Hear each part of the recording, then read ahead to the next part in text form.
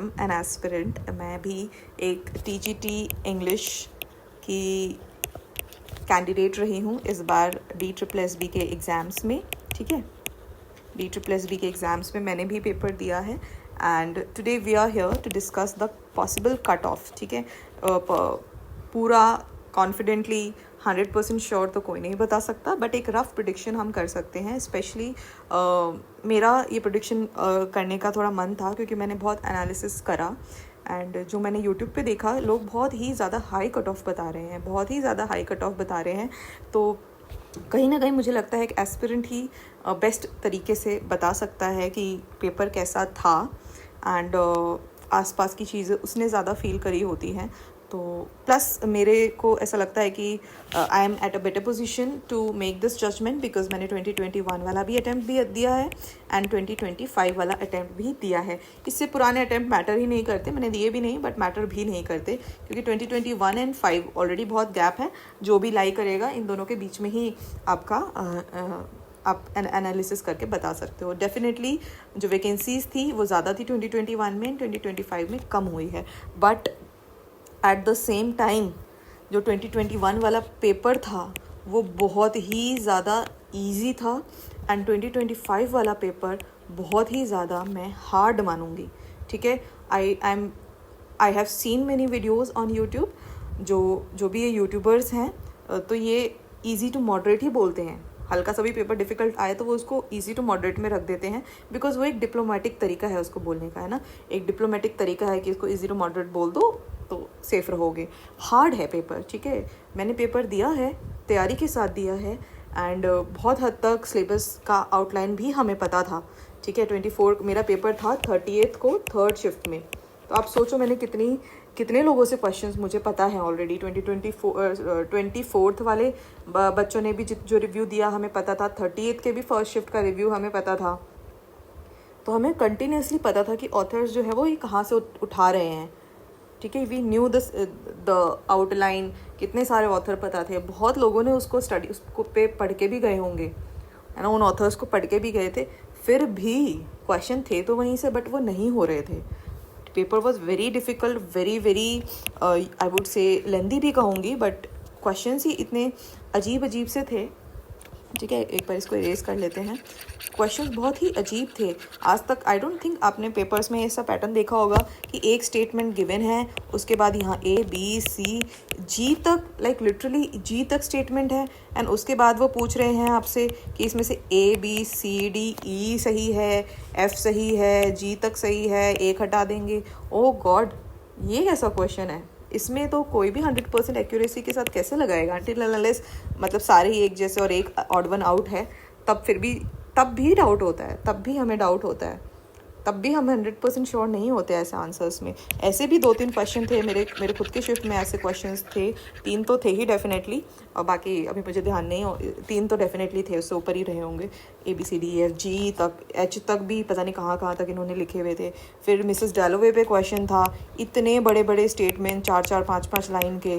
ठीक है, ऐसे 4 दे रखे हैं यहाँ पे आपको क्रिटिक्स दे रखे हैं जिनके नाम भी नहीं सुने होते हैं एंड स्पेशली एक वर्क पे कितने क्रिटिक्स का ओपिनियन हम पढ़ेंगे। पॉपुलर वाले हम सबको यूजुअली सबको तो नहीं पता होते, नेट की जो एटलीस्ट तैयारी कर रहा है उसको पता होते हैं कि ठीक है इस बुक पे इसने ये कमेंट किया था, वो क्रिटिक भी पॉपुलर है, उसका कमेंट भी पॉपुलर है, तो पता होगा। पता नहीं कहाँ से इन्होंने लाइन उठाई हैं, और ये तो मतलब पॉसिबल ही नहीं है ऐसी चीज़ों को करना, है ना। कुछ लोगों ने डेफिनेटली करा होगा, मैं ये नहीं कह रही कि पॉसिबल नहीं है, कर लिया होगा कई लोगों ने भी, बट देन बहुत कम नंबर है उन लोगों का एंड काफ़ी क्लोज वाले ऑप्शंस हो गए। दूसरे पेपर्स भी देखे मैंने, शिफ्ट के थे काफ़ी लाइक डचेस ऑफ माल्फी का जो इन्होंने थीम पूछा था, कितने क्लोज से ऑप्शन दे रखे थे। हम उसमें 100% एक्यूरेसी कहाँ से लेकर के आए, है ना। आंसर की हमने देख ली, आंसर की देख के मुझे याद नहीं आ रहा कि मैंने ABCDEF किया था या FG किया था या क्या किया था, कुछ क्वेश्चंस तो नहीं याद आ रहे। तो 100% एक्यूरेसी ना हम अपने मार्क्स निकाल पा रहे हैं, ना ही एक्यूरेसी से पेपर कर पा रहे हैं। तो पेपर का डिफ़िकल्टी लेवल आप देखो, आई डोंट थिंक इससे ऊपर कोई पेपर जा सकता है। इससे ऊपर पेपर कैसे जाएगा जब 30th वालों के 3rd शिफ्ट को राइटर्स के नाम भी मालूम थे कि इनमें से पूछ रहे हैं, कई सारे वर्क्स भी पता थे, तब भी पढ़ के भी गए होंगे उसमें से लोग, तब भी नहीं हो पा रहे हैं वो अटैम्प्ट, तो आप क्या लोगे इससे ऊपर? I think the paper was definitely difficult, difficulty level was high. Net को टच कर रहा है TGT इंग्लिश का पेपर, जो कि ग्रेजुएशन बेसिस पे होता है, graduation plus BEd, masters TG and net को टच कर रहा है। ये प्रॉपर तरीके से टच कर रहा है। सिलेबस डेफिनेटली इन्होंने ग्रेजुएशन का उठाया है, but level of questions are very in depth, है ना। कई लोग फिर ऐसे बहस करेंगे कि नहीं मैम ग्रेजुएशन से ही उठाया है, दिल्ली यूनिवर्सिटी से उठाया है, इग्नू से उठाया है, ठीक है, सिलेबस उठाया है, टॉपिक्स उठाए हैं, बट इतना इन डेप्थ कोई ग्रेजुएशन में पढ़ता नहीं है। तो तैयारी तो नहीं करता, एटलीस्ट DSSB की पढ़ाई भी करी हो, यूनिवर्सिटी टॉपर भी रहा हो, जो भी है, तो एग्ज़ाम के लिए तो एग्ज़ाम के पर्सपेक्टिव से पढ़ते हैं ना, तो ऐसे तो नहीं पढ़ता कोई इतने इन डेप्थ। तो paper was definitely I would से डिफ़िकल्ट, ठीक है। ये बोलने से लोग डर रहे हैं यूट्यूब पे, क्योंकि most of the people who are doing the analysis they are doing it for all the subjects, है ना। वही इंसान बैठ के SST मैथ सब कुछ आप जज कर लोगे, सारे सब्जेक्ट जज कर लोगे। How come you are the expert of all the subject? Even I am not the expert, but मैंने 2 बार पेपर दिया है, तो मैंने ये फील किया कि 2021 बहुत ही ईजी था। नरेशन पूछा था, रिपोर्टेड स्पीच था, एरर वगैरह थे। कोई भी SSC की जो बेसिक तैयारी कर रहा है वो कर लेगा इसको, ठीक है।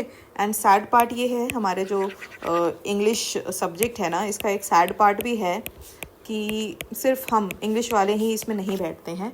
हमने जिन्होंने वेट अ सेकेंड, हम लोग जो हैं जिन्होंने किया होता है BA ऑनर्स इन इंग्लिश, ठीक है, प्योर इंग्लिश वाले बच्चे, सिर्फ हम ही नहीं बैठते हैं। हमारे बराबर ही आप लगा लो इसमें बैठ जाते हैं BA के बच्चे जिन्होंने मल्टीपल सब्जेक्ट पढ़े होते हैं, उसमें इंग्लिश भी होता है। फिर इसमें बैठ जाते हैं मिसलीनियस बैचलर वाले बच्चे, ठीक है, बैचलर वाले मिसलीनियस बच्चे भी बैठते हैं। मिसलीनियस में मैं क्या लूँगी, BSc साइंस बैठ रहा है, मैथ्स बैठ रहा है, कोई भी बैठ जाता है रैंडमली। जिन्होंने 3 ईयर SST वाले बैठते हैं, 3 ईयर जिन्होंने इंग्लिश को लिया हुआ होता है। तो इंग्लिश लिया होता है डज नॉट मीन आपने लिटरेचर लिया है। You only no grammar, 12th तक का ग्रामर आपको आता है, थोड़ा बहुत जो भी आपने इंटरेस्ट है तो थोड़ा बहुत आता होगा। लिटरेचर तो हम ऑनर्स इंग्लिश वाले ही पूरा सिलेबस ज़िंदगी में कवर नहीं कर पाए।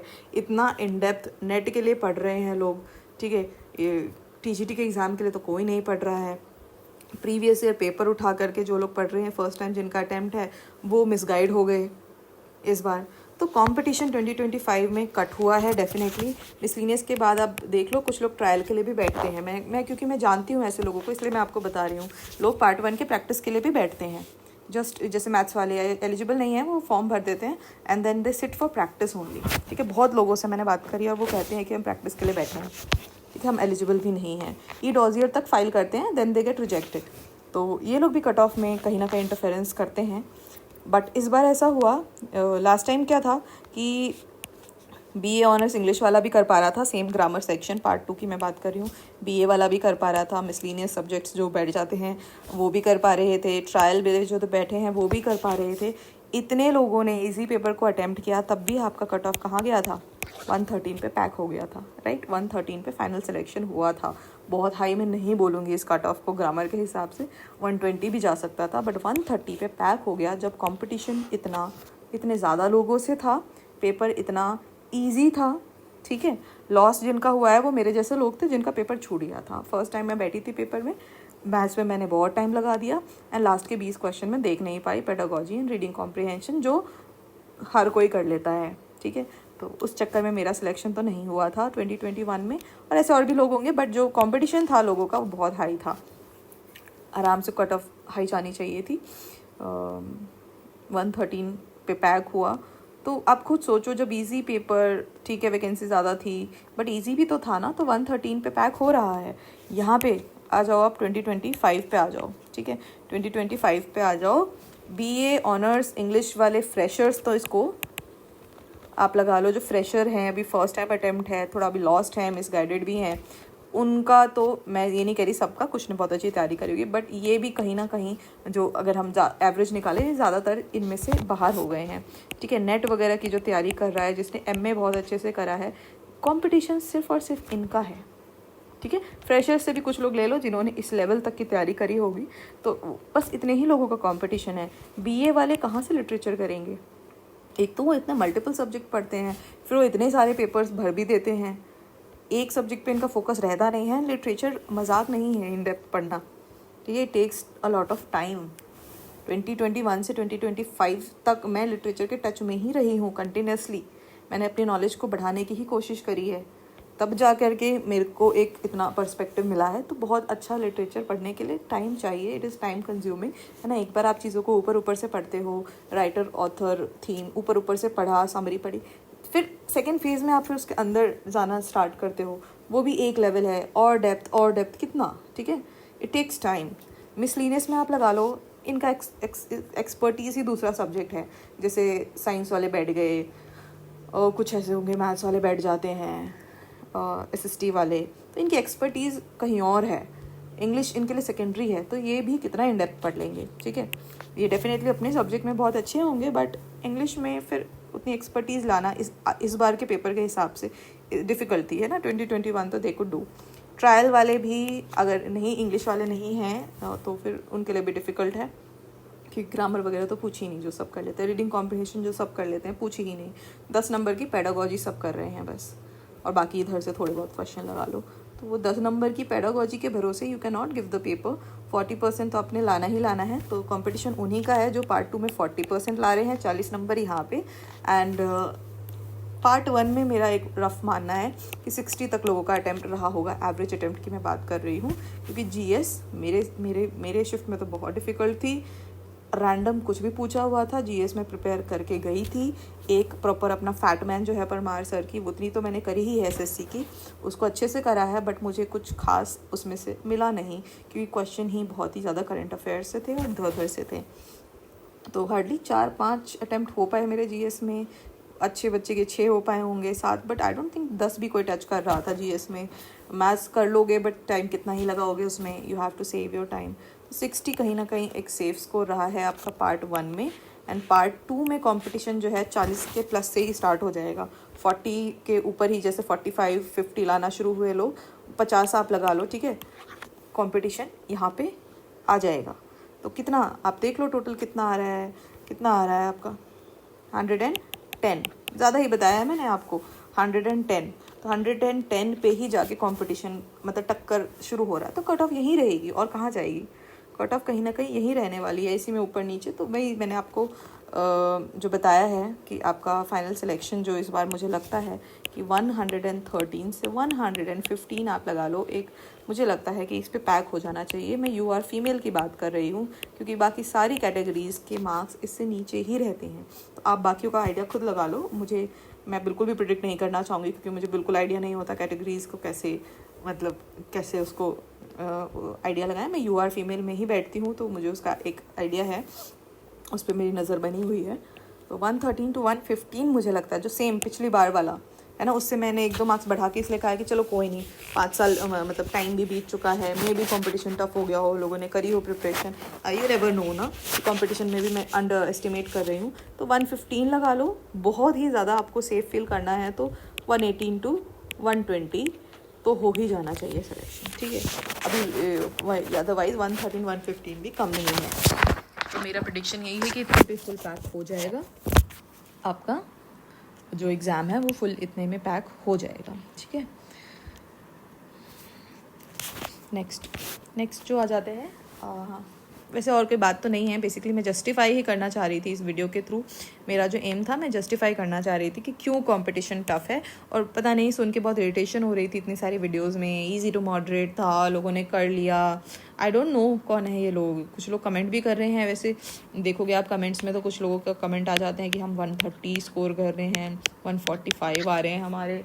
तो आई डोंट नो कितना आपने लिटरेचर पढ़ा है, या फिर पार्ट 1 में आप कितने एक्सपर्ट हो जो आपके इतने मार्क्स आ रहे हैं। But no offense to you, maybe हो गए आप इतने अच्छे, बट आप ऐसे लोगों के नंबर बहुत कम है जो हैं, ठीक है। माना ये ऊपर के 50-60 सीट ले जाएंगे, ऊपर के कितने ले जाएंगे, 50-60 सीट ले जाएंगे UR में से। तो अभी भी तो सीट बच रहे हैं ना आपके, 150 सीट तो अभी भी बचे हैं।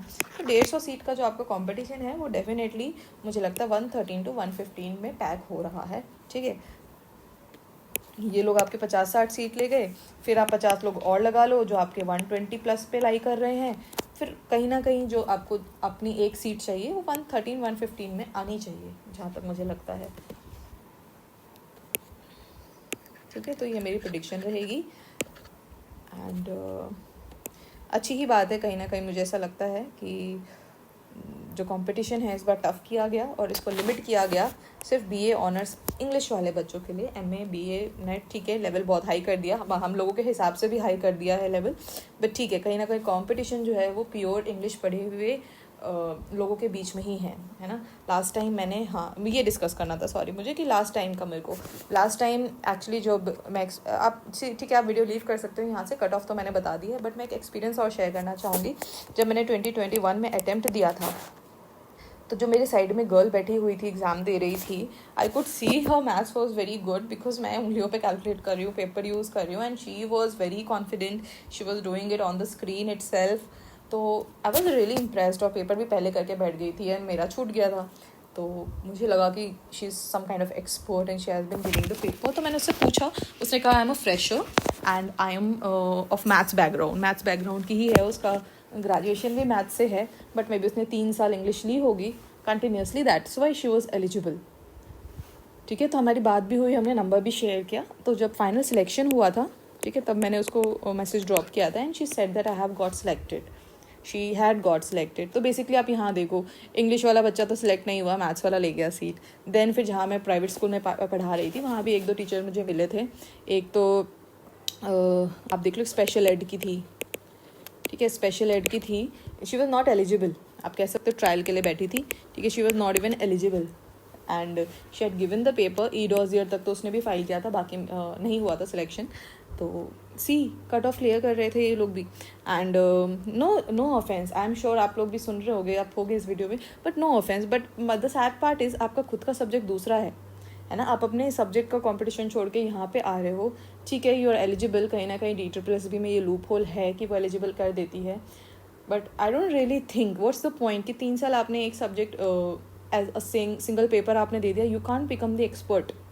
ठीक है, स्कूल लेवल ग्रामर पढ़ाना है आपको, ठीक है, बट लिटरेचर क्यों पढ़ रहे हैं फिर हम क्या जॉब लेने जाएं, है ना, हम जो लिटरेचर पढ़ रहे हैं, जो प्योर इंग्लिश पढ़ रहे हैं, हम कौन सा जॉब लेने जाएं। We can not sit in maths, we can not sit in English, natural science, ये वो कहीं भी एलिजिबल नहीं होते, हमारे लिए तो सिर्फ यही है।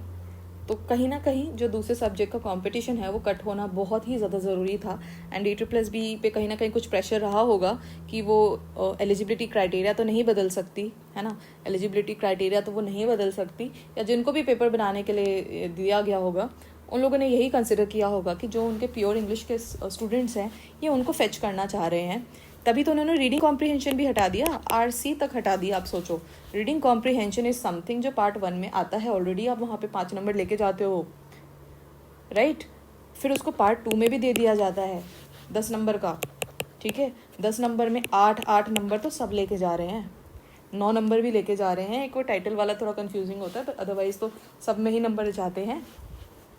8 नंबर फ्री के बट रहे थे, पेडागोजी में आप लगा लो 10 क्वेश्चन आते हैं, कर ही लेते हैं, मैंने जहाँ तक सबको देखा है 9-10 अटेम्प्ट सब करते हैं, कट कुटा के 8 नंबर तो सब लेके जाते हैं यहाँ पे, 16 नंबर फ्री के, नरेशन में फ्री के आती होती है, लोगों को पढ़ लेते हैं, नहीं तो नहीं आती तो भी एक्टिव पैसिव, ग्रामर तो सब करते हैं, ठीक है, वो उनके लाइफ में यूज़ भी आएगी तो उनको कोई फ़र्क नहीं पड़ता, जो SSC करता है उसको भी आती है। तो see the competition was very I would से अनफेयर अर्लियर, बहुत ही अनफेयर मुझे लगता था कि हम किसी पेपर में नहीं बैठते बट बाकी सारे हमारे पेपर में आके बैठ जाते हैं, इंग्लिश में, लैंग्वेजेस में आके बैठ जाते हैं। तो कहीं ना कहीं इस कंपटीशन को इस बार बहुत ही अच्छे से कट किया गया है। एक और एग्जांपल, एक गर्ल थी, PRT थी, DSSB में ही PRT लगी हुई थी, ऑफकोर्स PRT TGT बनने के लिए टारगेट करेगा, तो उसने TGT इंग्लिश टारगेट किया था, कोर्स उसने BA कर रखा था, ठीक है, एंड TGT इंग्लिश उसने निकाल लिया, ठीक है, पार्ट 1 तो निकालना आता ही है, PRT पहले ही सिलेक्टेड है, पार्ट 1 के तो एक्सपर्ट हैं ही, पार्ट 2 में करना ही क्या था, ग्रामर पढ़नी थी, ग्रामर तो ग्रामर है, इंग्लिश मीडियम स्कूल से सब पढ़े हैं, सो ग्रामर से कंपटीशन नहीं जस्टिफाई होता, है ना, honestly I am telling you, grammar से कंपटीशन जस्टिफाई नहीं होता। ग्रामर के भरोसे लास्ट टाइम पेपर दे के देखा है मैंने, और मुझे मेरे कॉन्टैक्ट में ये बताओ, इतने सारे इंग्लिश वाले हैं, इंग्लिश वाले तो सिलेक्ट ही नहीं हो पा रहे इतने सारे, बहुत सारे जो प्योर इंग्लिश वाले हैं वो कंपटीशन से बाहर हो जाते हैं जब ग्रामर पूछा जाता है। ये मेरा पर्सनल ओपिनियन है, डेफिनेटली मैं बहुत ज़्यादा ठीक है कन्विक्शन के साथ बोल रही हूँ, बट ये मेरा कहीं ना कहीं पर्सनल ओपिनियन है। एंड पिछली बार भी मैंने यही प्रे करा था कि लिटरेचर आए, है ना। I wanted the competition to be in the field of literature, क्योंकि लिटरेचर ही हमारा कोर है, वही हमारी स्ट्रेंथ होनी भी चाहिए एंड है। जिन लोगों की नहीं है, कई ऐसे भी हैं जो नहीं ग्रेजुएशन में भी नहीं सीरियसली ले पाए, बट बनाओ आप उसे अपनी स्ट्रेंथ, है ना। लिटरेचर से ही हम कंपटीशन जो है जस्टिफाई होगा। ग्रामर में फिर सीट कोई भी ले जाएगा।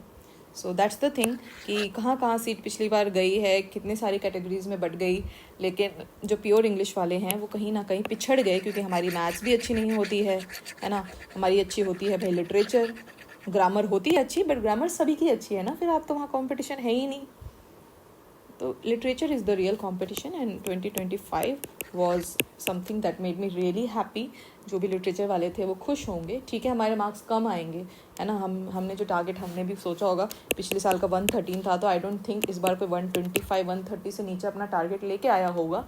हाँ, अपने टारगेट को मे भी नहीं अचीव कर पाए होंगे, बट ठीक है, कंपटीशन भी तो कम हुआ ना।